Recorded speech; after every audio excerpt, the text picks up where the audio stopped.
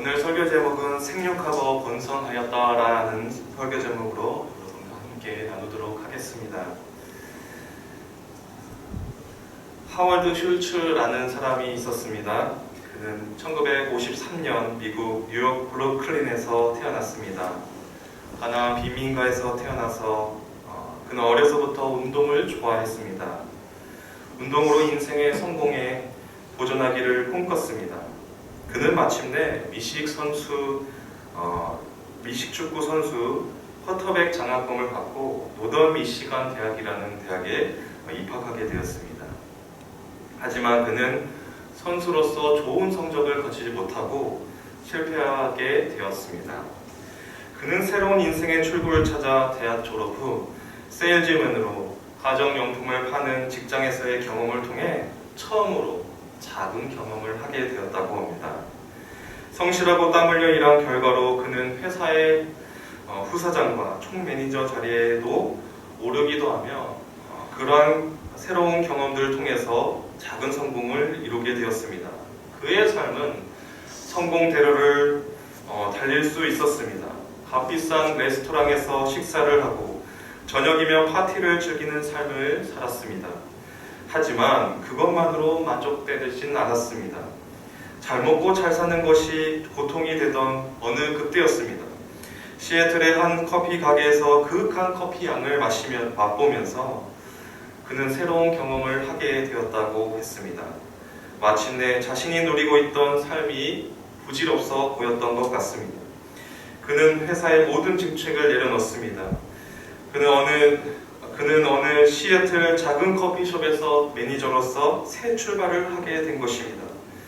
마침내 이탈리아 밀라노에서 출장을 떠났을 무렵이었습니다. 그는 어느 에스프레소 바에서 앉아있을 때였습니다. 그때 사람들의 모습이 커피만 마시는 것이 아니라 친구와 얘기 나누는 모습, 연인들과 함께 사랑을 나누는 모습, 사업 파트너들이 인생을 이야기하는 모습들을 보면서 마침내 꿈이 생겼다고 얘기했습니다.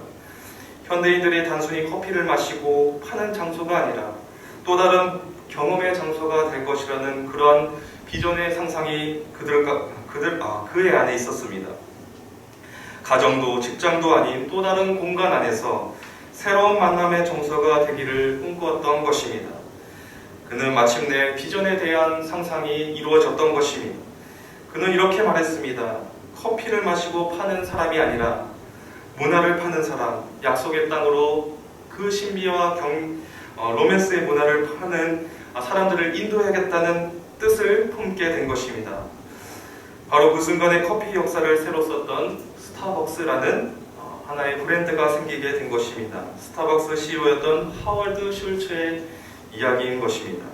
성경으로 돌아와서 주전 1200년대의 이스라엘은 애굽 땅에서 잘 나가던 민족이었습니다. 그들의 지도자였던 요셉은 애굽의 총리였습니다. 그는 이스라엘 민족을 고센 땅에 잘 정착하도록 도와줬습니다. 그들을 번영한 히브리 민족으로 성공시킨 인물이 바로 요셉이었습니다. 그러나 요셉의 존재를 알지 못하는 새로운 애굽학이 등극하였습니다. 이스라엘 민족들은 준비되지 못한 채로 고통의 시대를 맞이하게 된 것입니다. 오늘 함께 나눈 본문의 말씀도 출애굽기 말씀입니다. 출애굽기 제목에서처럼 애굽을 떠나는 내용을 다루고 있습니다.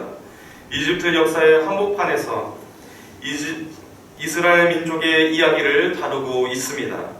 출애굽기는 히브리 민족이 어떻게 하나님의 부르심을 받아서 이집트를 떠나는지를 다뤄주고 있습니다.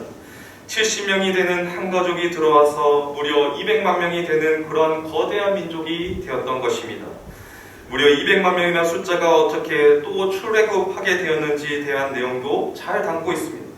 200만 명의 숫자가 어떻게 가능할 수 있을까? 출애굽할 수 있을까? 의문이 들기도 하겠지만 엄청난 숫자가 애굽을 떠나게 되었습니다.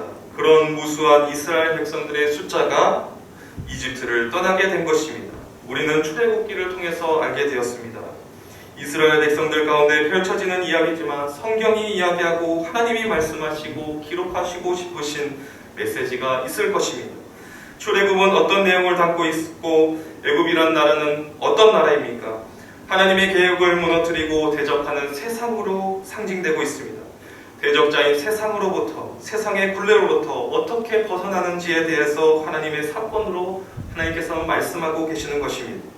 애굽 땅에서 우리가 인도되어 하나님의 영원한 이야기가 어떻게 우리의 삶 가운데, 우리의 가슴 가운데 속할지에 대한 하나님의 구원 이야기를 담고 있는 것입니다. 어떻게 이 민족들을 이끌어내어 하나님의 구원 이야기에 함께 써나갈지에 대한 목적을 다루고 있는 것이 바로 출애굽기입니다. 오늘 본문의 출애굽기 1장은 출애굽기는 그 이름들에 주목했습니다. 1장 1절의 이름들은 이와 같으니라 라고 성경은 말씀합니다. 오늘 본문 1절에서부터 5절까지의 말씀에 보면 야곱과 함께 각각 자기 가족을 데리고 애굽에 이른 이스라엘의 아들들의 이름은 이러하니 르우벤과 시므온과 레이와 유다와 이사갈과 스불론과 베냐민과 단과 납달리와 갓과 아세리요. 야곱의 허리에서 나온 사람이 모두 70이요 요셉은 애굽에 있었더라. 아멘. 하나님께서 세우신 이름들이 나열되어 있습니다. 야곱과 함께 애굽으로 내려간 그의 가족들이 70명이었습니다. 이 이름들이 마치 이스라엘 민족을 이루어가는 기초들처럼 대표하게 된 것입니다. 여기 나온 이름들이 말입니다. 마치 신약에서처럼 예수님의 12제자들을 대표하는 것처럼 야곱의 아들들의 이름도 그렇게 대표되는 이름들이었습니다. 야곱의 아들들과 손자들을 포함해서 70명이 애굽에서 시작하게 되었습니다. 하나님의 선택함을 받은 야곱의 가족들이 70명이 등장합니다. 그러면 왜 야곱이 가족들과 함께 애굽으로 내려갔습니까? 그 이유는 자기 아들 요셉이 애굽의 국무총리로 발탁되었기 때문입니다. 그 아들의 초대가 있었기 때문에 가게 된 것이었습니다. 아들의 초대로 야곱과 그의 아들들과 손자들은 바로의 은총을 입어서 애굽의 고센 땅이라는 지역에 거주하게 되었습니다. 고센 땅은 애굽 땅의 변방 지역에 속한 땅이었습니다. 그곳은 물을 대기가 어려운 지역이었고 농사를 짓기엔 매우 어려운 땅이었습니다. 하지만 히브리 민족들의 목축을 하기에는 적합한 땅이었습니다. 가나안 땅에 비하면 훨씬 더 좋은 땅이었습니다. 그곳에서 이스라엘 자손들이 번성하였습니다. 어느 정도로 이스라엘 자손이 불어났습니까? 7절에서 보면 생육하고 불어나 번성하고 매우 강하여 온 땅에 가득하게 되었다고 성경 말씀은 증언하고 있습니다. 요셉은 애굽에서 80년 동안 총리로 지내다가 110년의 인생을 살고 죽었다고 전하고 있습니다. 그의 아버지 야곱도 죽고 요셉의 형들도 죽었습니다. 그 시대 사람들은 모두가 죽었습니다. 그러나 하나님께서 그들과 함께 하시니 생육하고 번성하게 하셔서 온 땅에 충만하게 하도록 하셨습니다. 하나님께서 아브라함에게 주신 언약의 말씀들처럼 바다에 셀 수 없는 모래처럼 자손의 축복을 주신 것입니다. 하나님은 이스라엘 선택된 백성들을 통해서 역사를 이루어 가십니다. 창세기에 하나님께서는 선조 아브라함의 말씀을 통해서 그 언약 가운데 말씀하고 계셨습니다. 창세기 15장 13절에서부터 14절까지의 말씀, 16절에서 17절까지는 이렇게 말씀하고 있습니다. 여호와께서 아브라함에게 이르시되 너는 반드시 알라. 내 자손이 이방에서 객이 되고 그들을 섬기겠고 그들은 400년 동안 내 자손을 괴롭히리니 그들이 섬기는 날을 내가 징벌할지며 그 후에 내 자손이 큰 재물을 이끌고 나오리라. 내 자손은 4대 만에 이 땅으로 돌아오리니 이는 아모리 족속의 죄악이 가득 차지 아니함이니라 하시더니. 아멘. 하나님이 이스라엘 백성을 택하셔서 왜 200만이라는 큰 민족을 인도하셔야만 했을까요? 왜 하필 이스라엘 백성이었어야만 했습니까? 우리가 읽은 창세기에서 잘 이야기해주고 있습니다.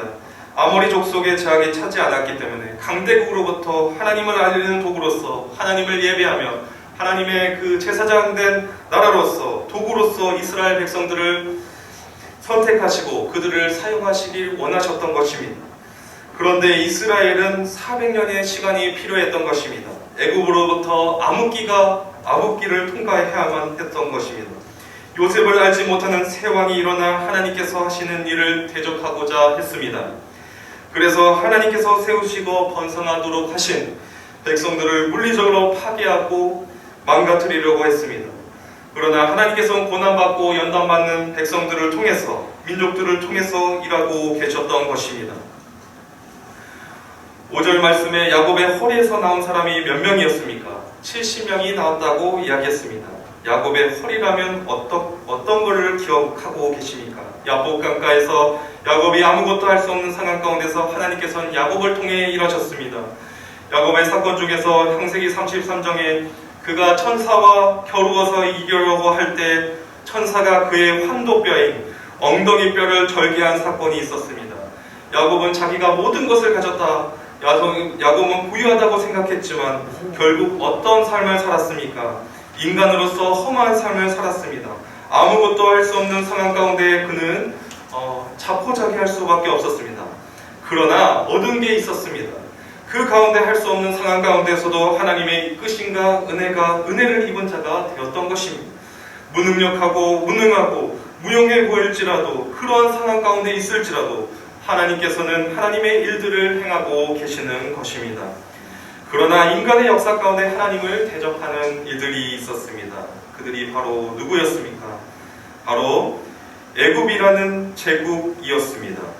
바로를 통해서, 바로를 중심으로 한 나라를 이끌어 강대국으로 만들었던 바로 나라였었습니다. 애굽은 외국인들에 대한 강경 정책을 펼치고 말았습니다. 그들에게 노역의 일을 시키도록 국가 정책을 주도하였던 것입니다. 10절부터 11절 말씀에 이렇게 표현하고 있습니다. 자, 우리가 그들에게 대하여 지혜롭게 하자. 두렵건대 그들이 더 많게 되면 전쟁이 일어날 때 우리 대적과 합하여 우리와 싸우고 이 땅에서 나갈까 하노라 하고, 감독들을 그들 위에 세우고 그들에게 무거운 짐을 지워 괴롭게 하여 그들에게 바로를 위하여 국고성 비돔과 라암셋을 건축하게 하니라. 아멘.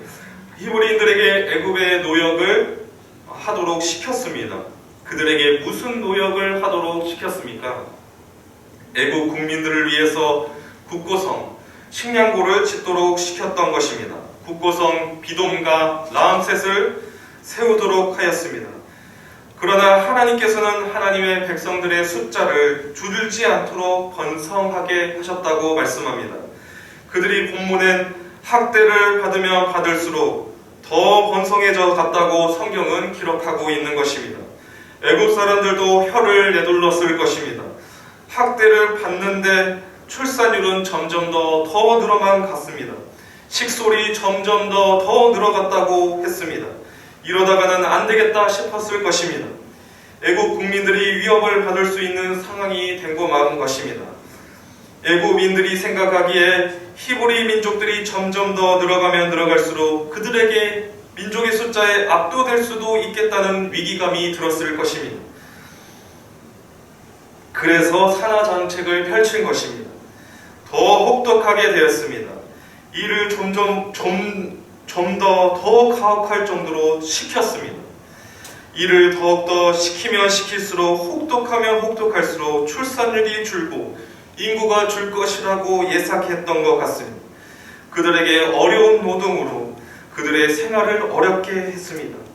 이번엔 추가적으로 흙이기와 벽돌 굽기와 농사의 여러 가지 일들을 더 하게 하였습니다.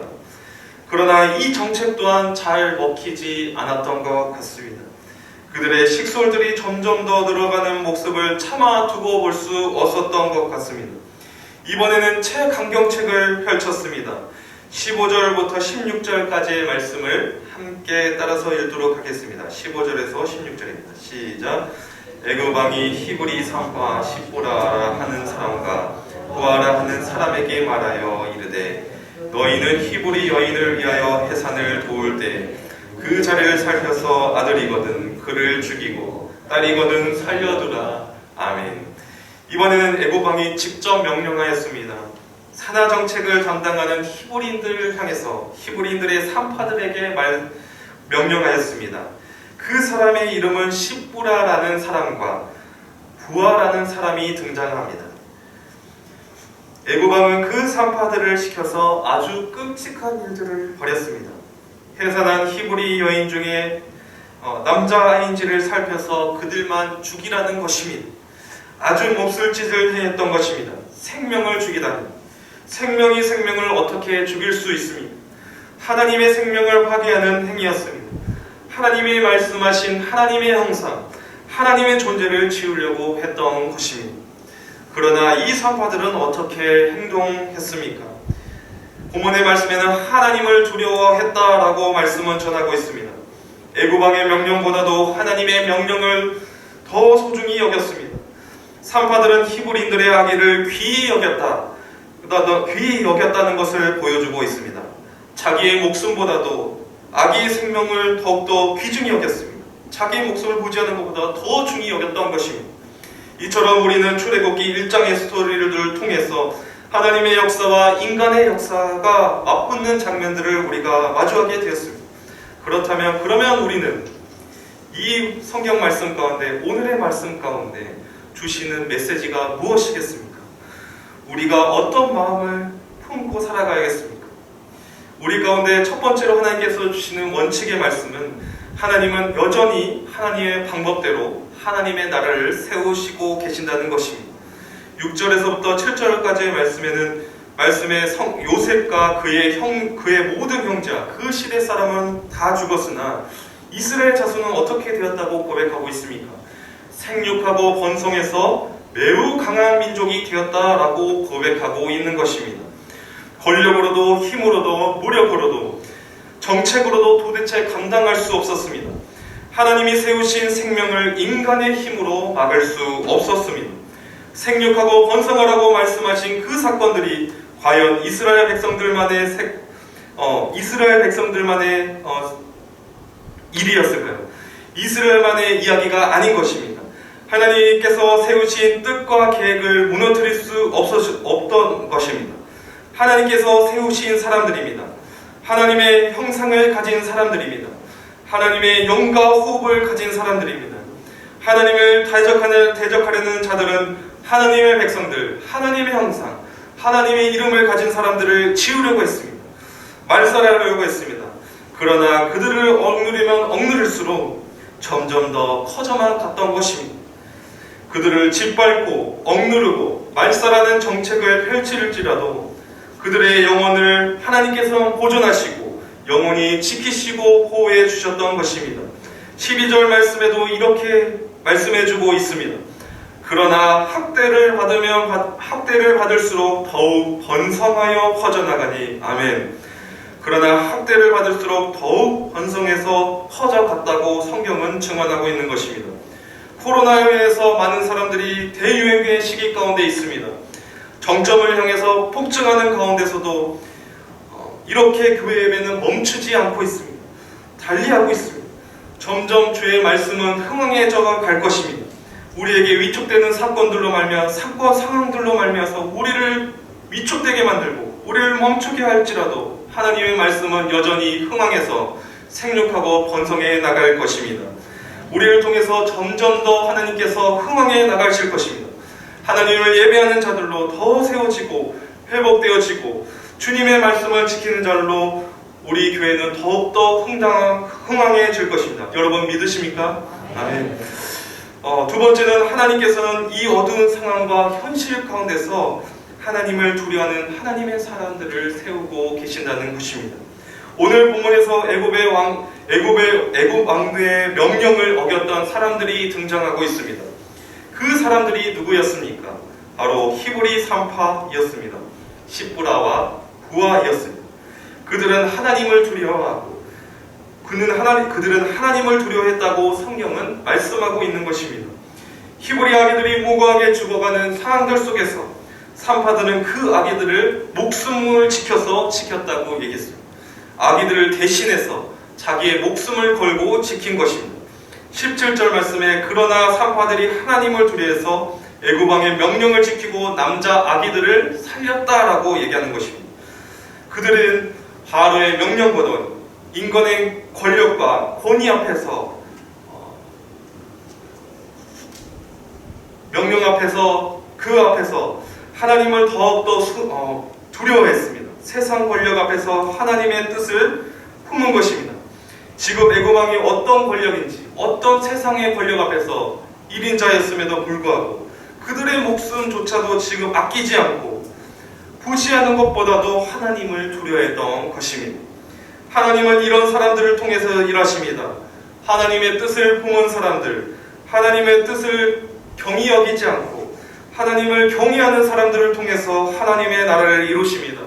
하나님의 사람들을 통해서 이 불굴의 역사 가운데, 이 불안의 상황들 속에서 하나님께서는 의인들을 세우고 계시는 것입니다. 우리에게도 그런 믿음이 있으십니까? 여러분에게도 동일한 믿음이 있으십니까? 하나님의 뜻과 계획을 품으시는 여러분들 되기를 주님의 이름으로 축복합니다. 말씀을 맺겠습니다. 인간의 방식과 인간의 방법이 아니라 하나님의 진리 앞에서, 하나님의 말씀 앞에서 하시는 여러분들 되기를 주님의 이름으로 축복합니다. 어두운 현실만을 우리가 바라볼 것이 아니라 우리의 외부적인 시각에서 우리의 마음이 휘둘릴 것이 아니라, 안주할 것이 아니라 하나님의 뜻과 말씀 앞에서, 기도 앞에서 그 계획을 품으시는 하나님의 백성들, 하나님의 자녀들 되기를 주님의 이름으로 축원드립니다. 기도하겠습니다.